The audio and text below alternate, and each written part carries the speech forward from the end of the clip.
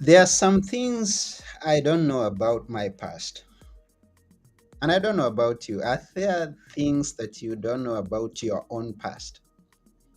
I, for example, don't know who amongst my parents gave me the name Anthony. I never got the opportunity to ask that. So now I don't know. And many other things that I may not have found out. Now, this is Now Tell Us. I'm your host, Anthony Moirore. At Now Tell Us, we have guests come and tell us stories. They come and inspire us. They come and educate us on a subject. And always we are having a great time. And that means also that we are going to have a great time today because we have a guest known as Max Friedman. And he's going to be here shortly to tell us something about his past.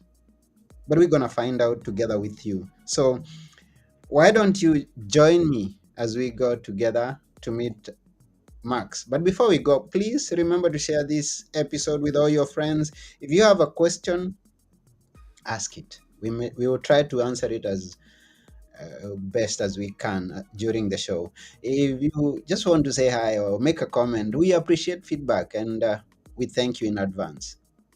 And now, without taking one more minute, because we've got to hear stories, wonderful stories of the past, let's go together to meet Max. Here we go.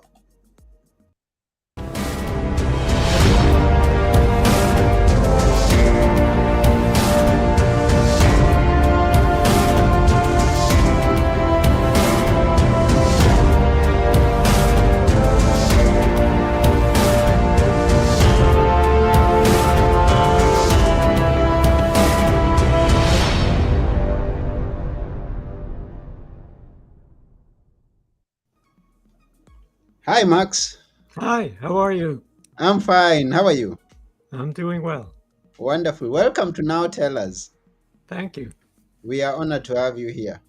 Happy to be here. Yes. Where are we seeing you from? Uh, I live north of New York City in the United States. Wow, that's wonderful. And how is the weather today, if I may ask? It's beautiful, beautiful. Hmm. You've been there all your life, or you moved there at some point? No, we moved to the United States from Sweden, where I was born, when my sister was born, in 1952. I just Whoa. turned 73 a few months ago, and Wow. Whoa. and and I feel older. And you don't look that. You don't look 73. You look Well, my hair looks it. yeah, you're looking good, and it's good. I always love talking to people who've been there and experienced life before me because they can give me a few ideas. They can tell me of how to reach 73 and Right, all. right. so How, yes, I feel blessed to have you here today on this platform. good. Glad to be here and share any wisdom I've managed to accumulate during this time.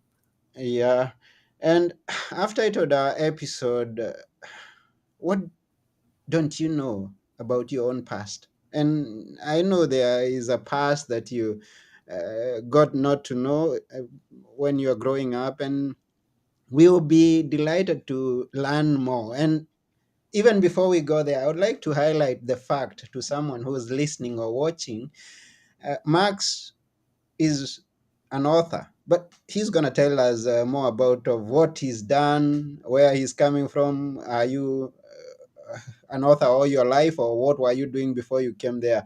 And uh, the book that we are going to be focusing on or touching on is known as Painful Joy, a Holocaust Family Memoir by Max J. Friedman. And yeah, he's going to tell us more about it. So before we go there, tell us about what is it that you've been doing in life and until you came to this point. Well, hard to know where to begin. Uh, basically, the book Painful Joy talks about a lot of this. Uh, I was born in Sweden, Hmm. as I said, Yeah. uh, the son of Holocaust survivors. Okay.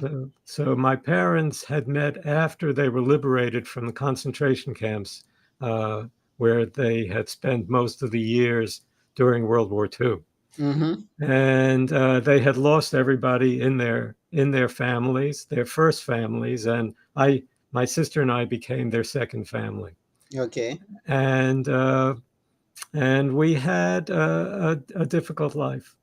And we lived in Brooklyn Mm-hmm. after we left Sweden when I was still very, very young. And I don't know if your listeners know a place called Coney Island.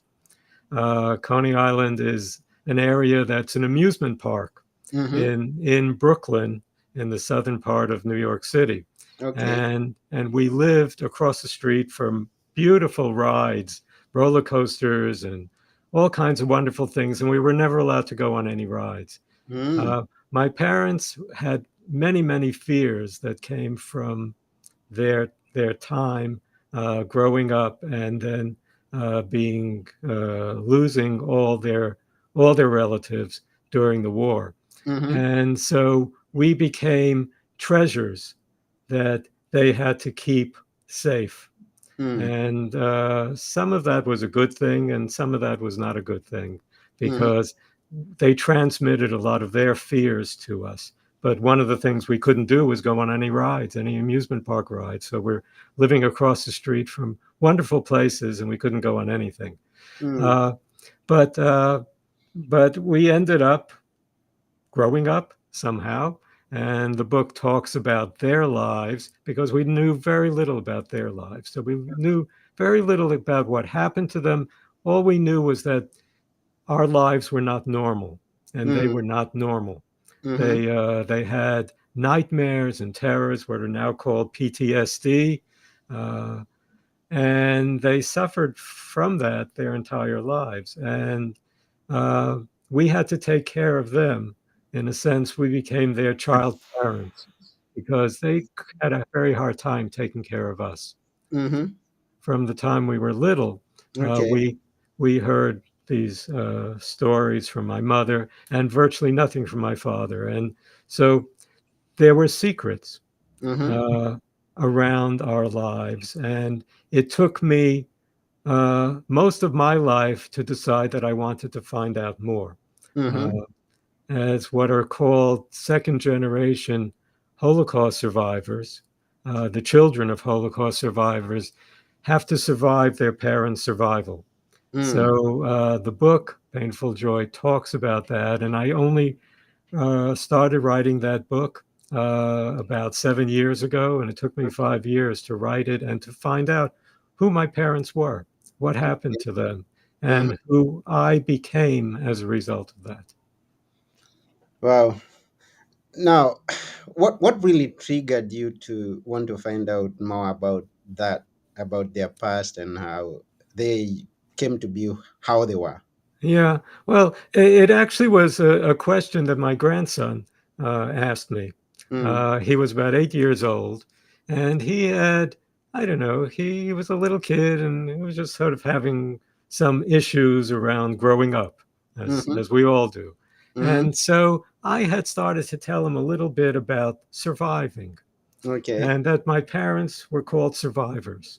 Mm-hmm. That's how I knew them, and Mm-hmm. that's how they knew each other. And so he came to me one day, and I guess he had learned a little bit about DNA or something. And he asked me, he said, "So, if your parents were survivors, did you become a survivor? And if you became a survivor, could my dad be a survivor? My son, his father." Uh, and then that means that maybe I can be a survivor one day and I can overcome. He didn't say overcome, but basically he was saying he wanted to overcome problems and become somebody that isn't worried. And I said, I really don't know. I'm going to try to find out. And that started me on a journey that took 5 years and that I've been talking about ever since. And he and my wife and my two boys and my sister all got to see a first draft of the book. Okay. And so he was already 5 years older, and a little wiser and a little more mature. And I asked him what he thought of the book, and he said it was a tough book, but he's tough now, and it'll be okay. And he allowed me to publish the book. Okay, that's cool. When you talk about being a survivor, yourself also being a survivor, coming from your parents, yourself, and also your son being a survivor, you're in totally different areas, positions in the world. Now, what does this word really mean if your parents who are in Sweden moved to the States and you still call yourself a survivor and your son a survivor? What's Yeah, the term? I think when it comes to what why one still can identify them as survivors, is part of it is in order to tell their story to other people, because I think it's very important uh, at a time, certainly in the United States, where there's all this political division and arguments and people hating each other in some ways, and racism and anti-Semitism and all kinds of things uh, occurring at greater frequency around the world, genocides even. Mm-hmm, That I have my parents, in a sense, were witness to what can happen and what hate can do. And so it's important for me even to talk about that and to think about that and to pass on at least their story so that people can learn what it means to have to survive mm-hmm, and why you have to not have a normal life and not be able to have a family or have a family who one day gets murdered, and that's what happened to them. And so it's a it's symbolic in a certain way, uh, and because of how they suffered, in a sense, my sister and I had to learn to survive as well, because we had to survive parents who couldn't really take care of us. mm-hmm, We had to survive the nightmares that they endured, because we had to wake them up in the middle of the night from their nightmares many, many times when we were just tiny people. mm-hmm, Uh, and so survival became something, and we took on the traits of survival.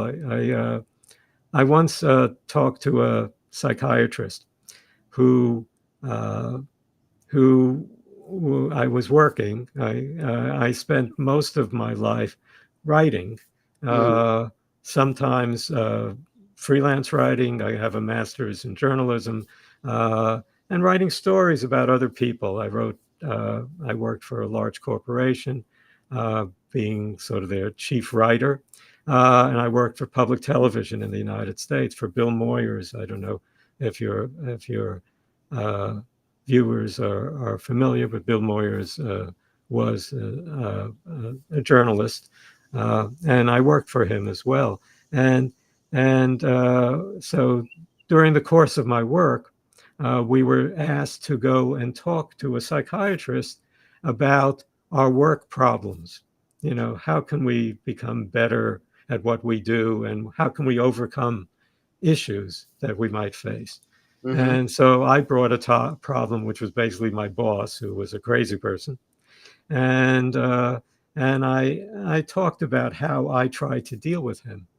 And as the psychiatrist said to me, he said, "Tell me more about your past." So I told him a little bit about my parents and how they were survivors and how difficult it was to grow up with them. And he said, I think you're starting to you see yourself too much as a survivor. And you should not be working where you're working. You can't stop your boss from being a crazy person. What you have to do is go somewhere else. You have to escape. And he said they couldn't escape from their concentration camps, but mm-hmm, you can escape from the terror that you're feeling in one way or another. So that issue about survival and accommodating yourself to crazy or difficult circumstances has always been something that I've had to recognize better and, if necessary, overcome one way or another. That's very well put, and we now get the perspective where that terminology is coming from. Now, you talk about there being several secrets that were kept by your parents, and as you are writing your book, are there some of the secrets that you refer to, and if so, how did you uncover those secrets that were there? Yeah, my parents, my father spoke to me about his past once for 20 minutes in my whole life. Well, I was 20 years old, and it was during the Vietnam War, and I was in college, and I was safe in college, but then they ran out of soldiers in the United States to mm-hmm, fight in the war, and even students who were in college became liable to go to Vietnam. mm-hmm, And you could get out of it if you could convince the draft board uh, that somebody was emotionally dependent upon you, and mm-hmm, that if something happened to you, it would destroy their lives. mm-hmm, And so I figured, well, Holocaust survivors were emotionally dependent on my sister and on me, to say the least. mm-hmm, Uh, so I went to my father and I said, you have to tell me something about your past. And so he told me about the last time he saw his wife and his two little girls uh, when they were asked to come to what was called a selection to be sent away to concentration camps. And he told me this story about what happened to them. And I believed that. It was a very sad story. And was the last time he saw his wife and children. And and I kept that with me. When when I was doing the research for the book, that story couldn't have happened the way he told me because he was already in a concentration camp the day that they were taken by the Nazis and sent to Auschwitz. mm-hmm, So so that was a secret that and so trying to understand why he told me that and why he created that story for himself, because I think it was the first time he ever told anyone that story. And he mm-hmm, told me that story because I think the guilt and the shame of not being able to save his children and his wife, and yet he survived, was too much for him. So he made up another story about how they tried to escape, they were found, and all this other stuff. And none of that could have been, at least the the bare facts of it could not have been the case. And my mother did a similar thing where she told us a grand story about her life was so much better than it was when we were in the United States. That her first husband had this dance studio, and she worked with him in the dance studio, and they made lots of money. And then the Germans came, took away the money, and put her in a ghetto, and then in a concentration camps, and put him in a concentration camp, and then it all ended. And now we were poor. We grew up very poor in the United States. And she longed for those days back when there was a dance studio that she was working in with her husband. It turned mm-hmm. out that was a fantasy, that her husband made luggage during the war, and that she took in laundry to survive, to have enough money for food to eat. And she made up that story, and that story stayed with her and with us uh, for her whole life.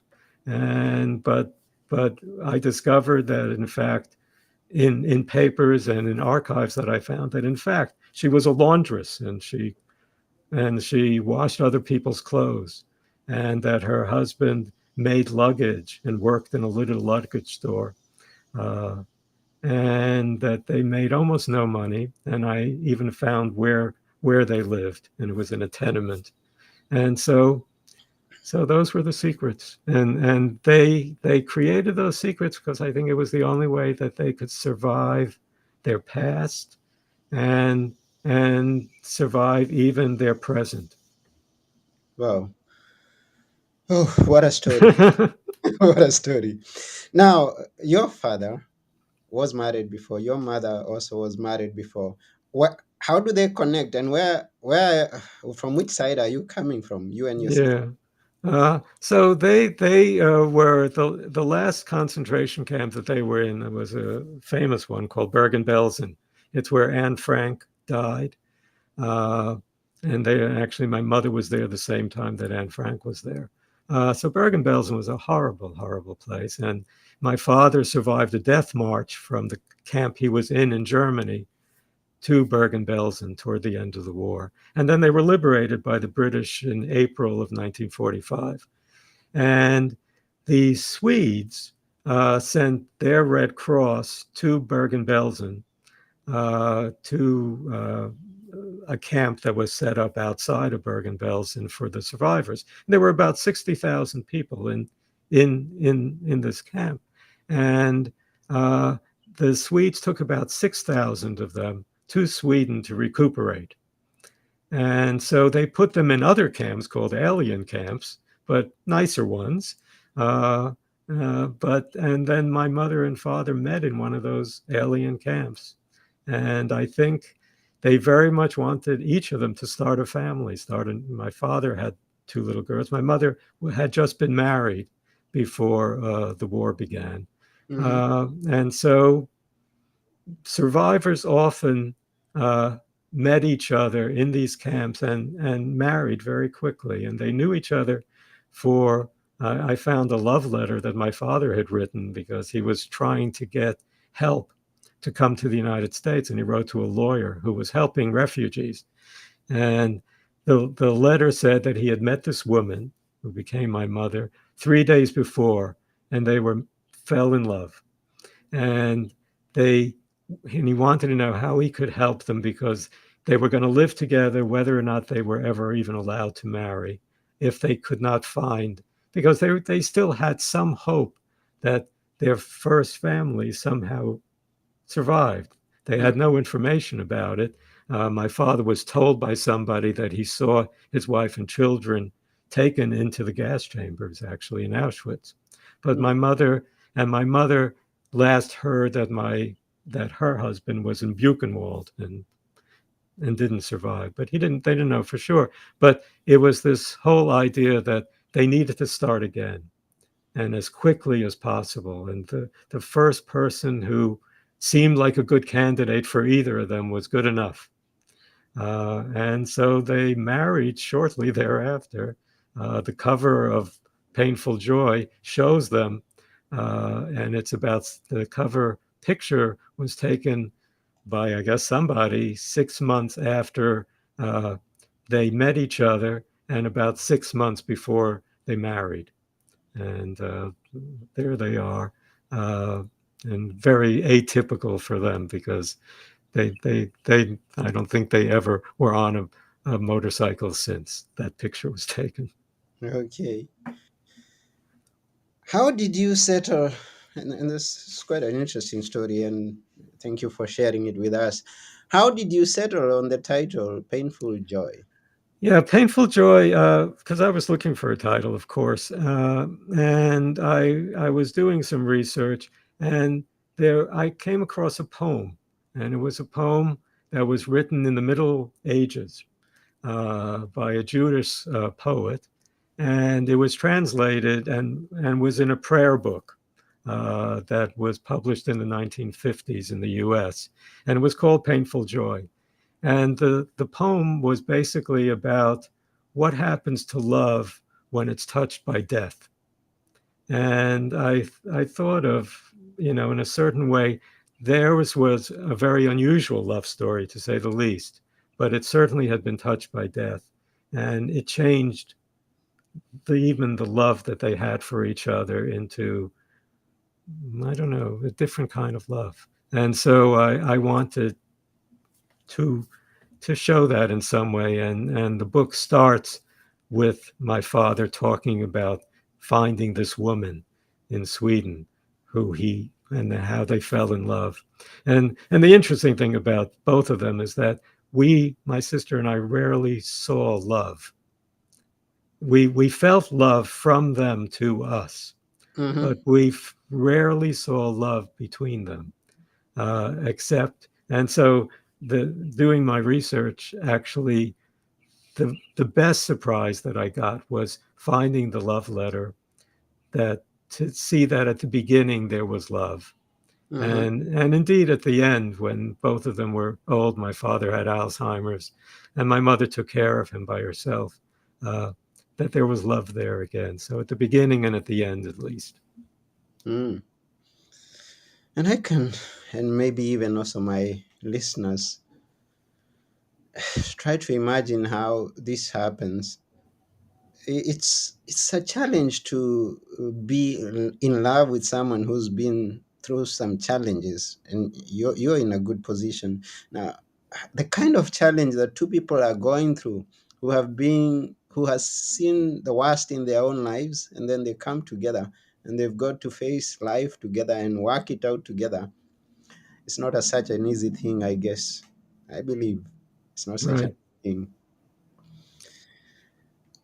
Then now you settled on painful joy, and the book is written.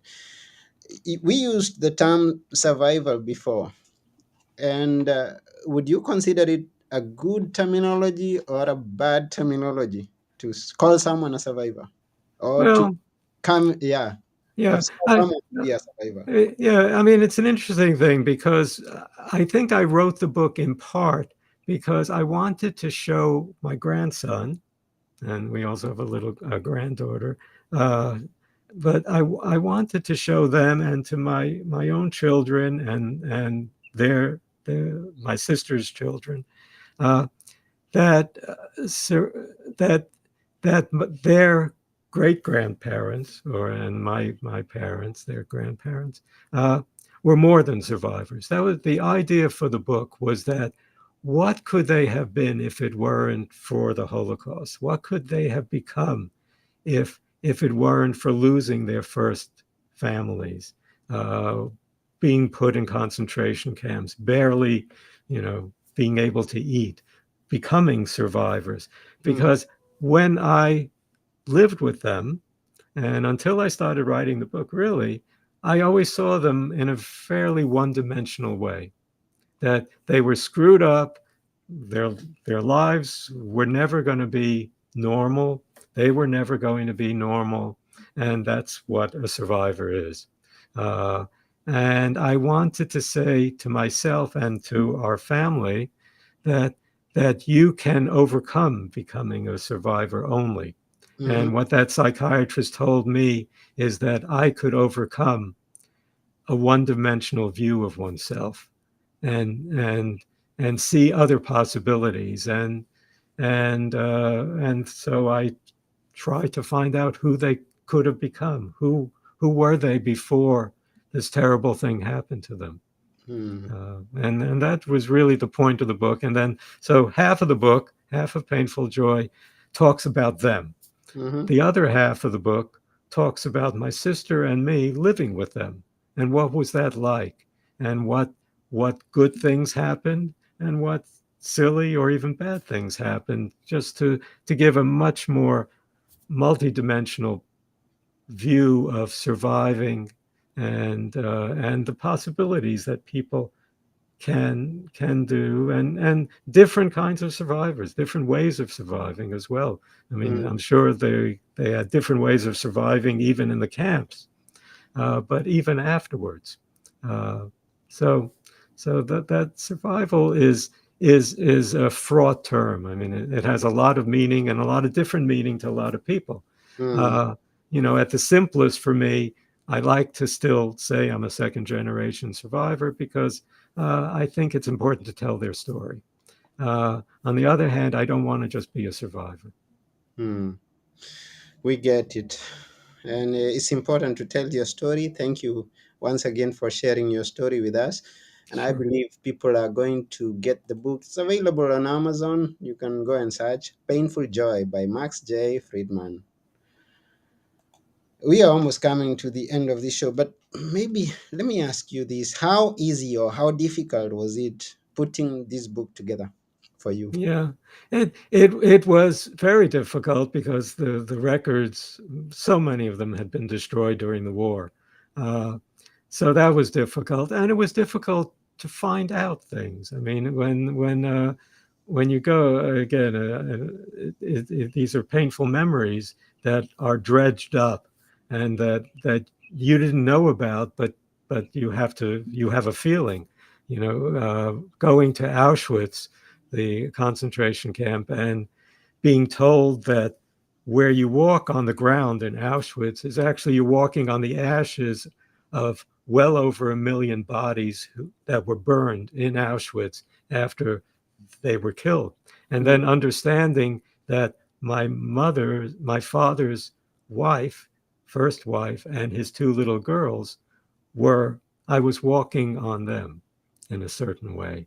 mm, And it's a difficult thing to accept and to feel. Uh, so so there were those kinds of things, but then there were wonderful experiences where I got to meet my grandfather, my father's father. I'd mhm, met him only because I found a picture of him in an archive, and and then the next day we were in a museum, and there was an exhibit, and on the wall of the exhibit, who was there but my grandfather? mm, A picture of him walking around in the Krakow ghetto. But again, suddenly he became alive. I was named for him, and suddenly there he was, and he was no longer just a name and a date. He was a person. So there were wonderful moments, and there were very difficult moments, and it took a long time just to find both.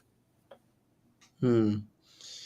Wow, that's interesting. It's quite an interesting story, and I believe once we go and get the book, we are going to enjoy it much more as we go through the stories, your parents' stories, your story together with your sister.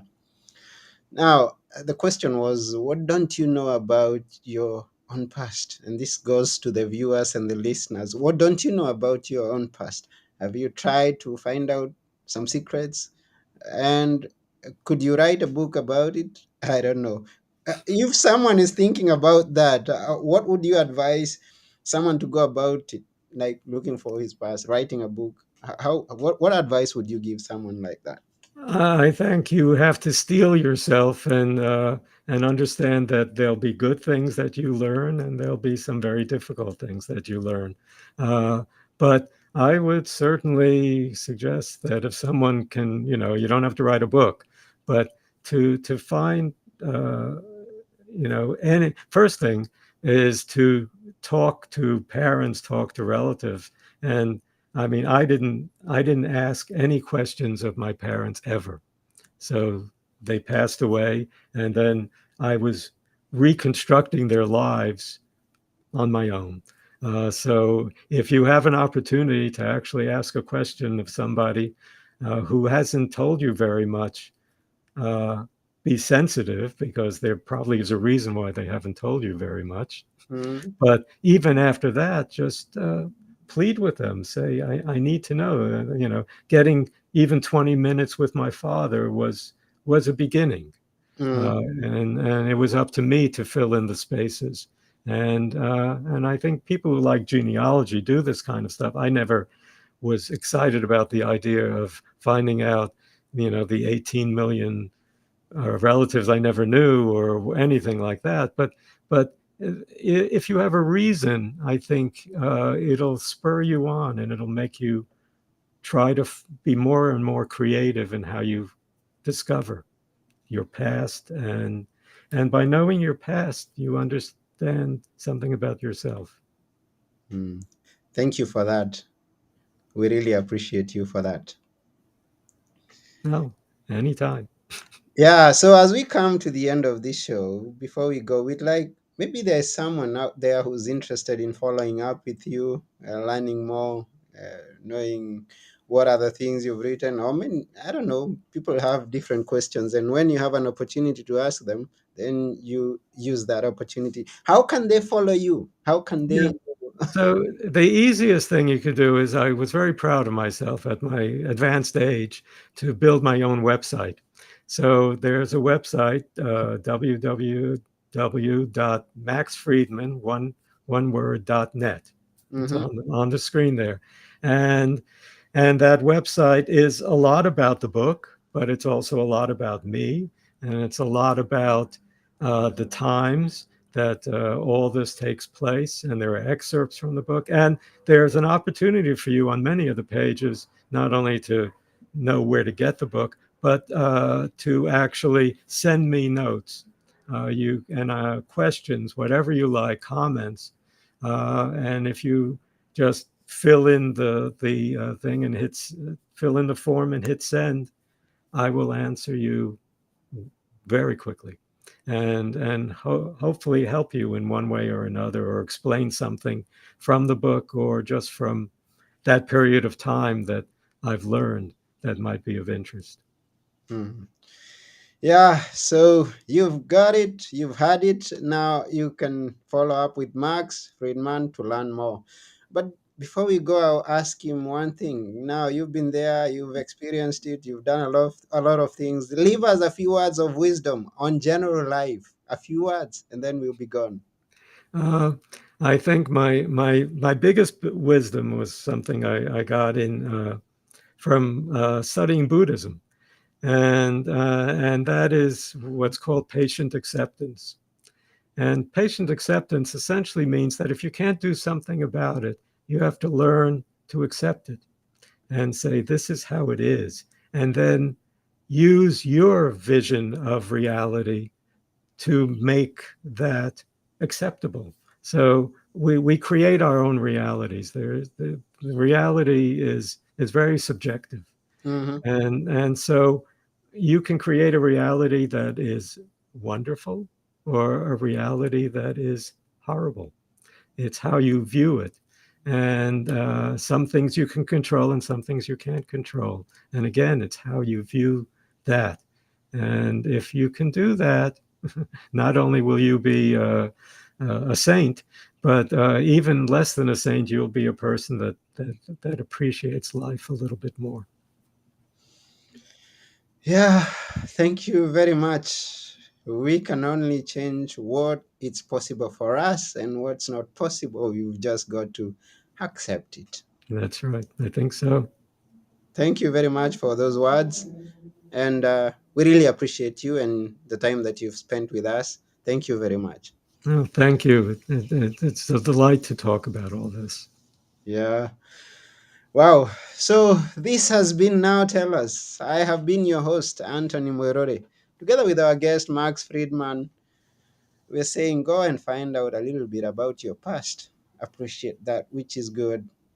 You can't change the past, so you've got to accept what isn't good in it and keep living life positively.